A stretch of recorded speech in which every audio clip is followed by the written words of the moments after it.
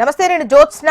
నేడు కొండగట్టు ఆలయానికి AP deputy CM Pawan Kalyan వెళ్లనున్నారు. ఆంజనేయ స్వామి వారికి ప్రత్యేక పూజలు చేసి మొక్కులు చెల్లించుకుంటారు. ఇక టీటీడీ 35 కోట్లకు పైగా నిధులను ఆలయ అభివృద్ధికి మంజూరు చేసింది.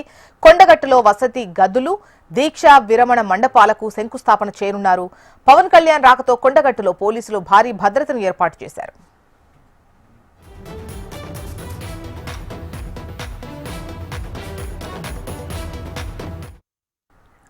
నేడు కొండగట్టు ఆలయానికి AP deputy CM Pawan Kalyan వెళ్లనున్నారు. డీటెయిల్స్ మనకు రీజనల్ కోఆర్డినేటర్ గోపాలకృష్ణ అందిస్తారు.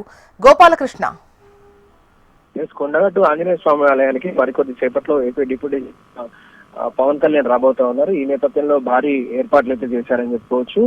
కొండగట్టులో మొత్తం 1200 మంది పోలీస్ సిబ్బందితో భద్రతా ఏర్పాట్లు చేశారు. అటు అభిమానులు గానీ ఇటు కొండగట్టుకు ఈ రోజు శనివారం కాబట్టి అందులోనూ మిత్రాల జాతరకు సంబంధించినటువంటి రద్దీ ఉంటుంది. ఈ భారీ ఎత్తున కొండగట్టుకు భక్తులు చేరుకుంటూ ఉన్నారు. దీంతో భక్తులకి పెద్ద ఎత్తున ఇబ్బంది జరుగుతుందని చెప్పుకోవచ్చు. ముందస్తుగా భక్తులకు సూచనలు గానీ కొండగట్టు నుంచి దర్శనం ఏ సమయంలో రద్దీ విఐపి పర్యటన వచ్చిందో ఏ సమయంలో అనేటువంటి అంశాలు ఏది చెప్పకపోవడంతో సాధారణ భక్తులైతే తీవ్ర ఇబ్బందులు అయితే ఎదుర్కొంటున్నారని చెప్పుకోవచ్చు.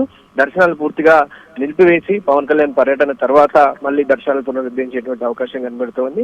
పవన్ కళ్యాణ్ పర్యటన నేపథ్యంలో ఇటు ఇనాగ్రేషన్స్ కు పెద్ద ఎత్తున ఏర్పాట్లు అయితే చేసుకున్నారు. టీటీడీ ఆధ్వర్యంలో ఇనాగ్రేషన్ జరుగుతూ ఉన్నాయి. తిరుమల తిరుపతి దేవస్థానం నుంచి కొండగట్టు దేవాలయానికి 35 కోట్ల 19 లక్షల రూపాయలు నిధులు కేటాయించారు. ఆ నిధులతో కొండగట్టులో హనుమాన్ దీక్ష పరులకు సంబంధించినటువంటి 2000 మంది పట్టేలాగా ఒక పెద్ద హాలు, దాంతో పాటుగా 90 వసతి గృహాల నిర్మాణం, ఆ భవన నిర్మాణాలకి ఈ రోజు పవన్ కళ్యాణ్ శంకుస్థాపన చేయబోతున్నారు. దానికి సంబంధించినటువంటి ఏర్పాట్లు టీటీడీ పూర్తి స్థాయిలో చేసింది.